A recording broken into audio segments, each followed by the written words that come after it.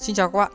Trong những video lần trước, mình đã review cho các bạn những chiếc laptop gaming khủng hay một số cách xây dựng cấu hình PC gaming cho bản thân. Vì vậy mà hôm nay mình xin giới thiệu với các bạn một sản phẩm không thể thiếu đối với các game thủ của chúng ta. Đó chính là bàn phím cơ. Và nhân vật chính trong video lần này chính là bàn phím Zilli CK300 Bluestick.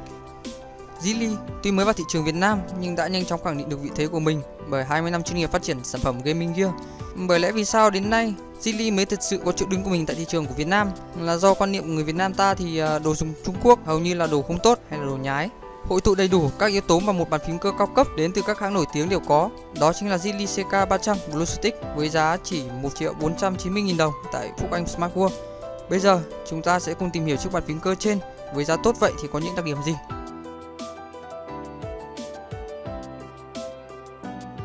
Vì là không có vỏ hộp cũng như thiết kế dành cho thị trường game net, mình cũng đã hỏi các nhà phân phối thì cũng không có vỏ hộp, không có ring puller cũng như sách hướng dẫn sử dụng. Đây là một điều hơi đáng tiếc trong một chiếc bàn phím cơ mà lại không được đóng gói cẩn thận.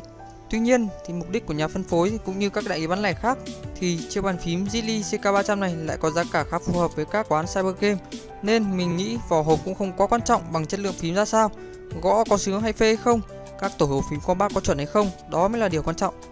Với giá 1,5 triệu đồng thì mình nghĩ đây chính là một sự lựa chọn tốt nhất, đặc biệt dành cho các game thủ không ưa sự quá màu mè.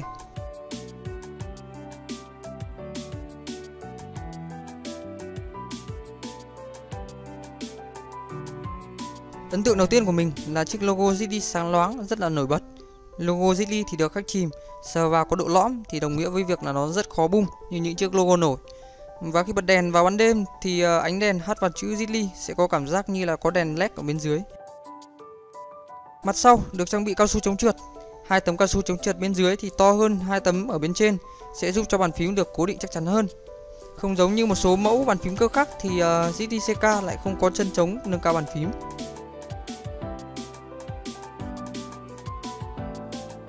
Bốn góc bàn phím được cố định bằng nhựa, giữ bề mặt phím kết nối với phần đế tạo thành một khối chắc chắn hơn.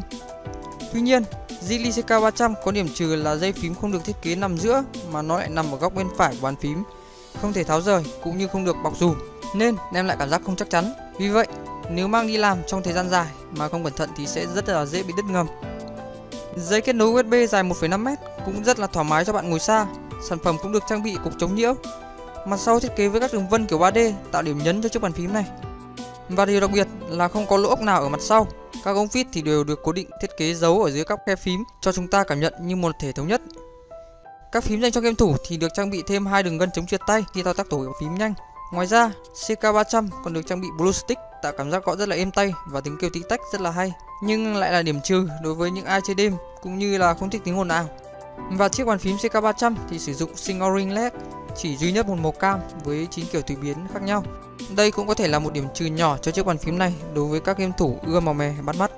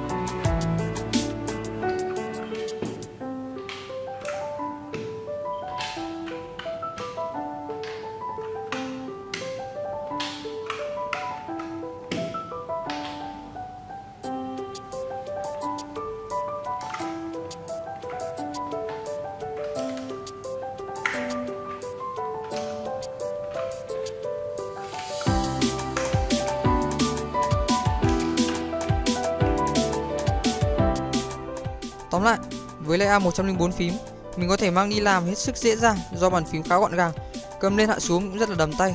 Phông chữ thiết kế thì khá là đơn giản và dễ nhìn. Thiết kế các mode LED có thể tùy chỉnh theo nhiều nhu cầu khác nhau. Với LED một màu cam không quá chói, sử dụng Blue Stick, cảm giác gõ rất là sướng tay, thì Geely CK300 là sự lựa chọn hoàn hảo trong mức giá tầm trung đối với đối tượng chủ yếu là người tiêu dùng văn phòng cũng như các quán cyber game. Trên đây là bài đánh giá cho chiếc bàn phím cơ Geely CK300 Blue Streak. Mình là Xuân Bình đến từ Phúc Anh Smart World. Xin chào và hẹn gặp lại.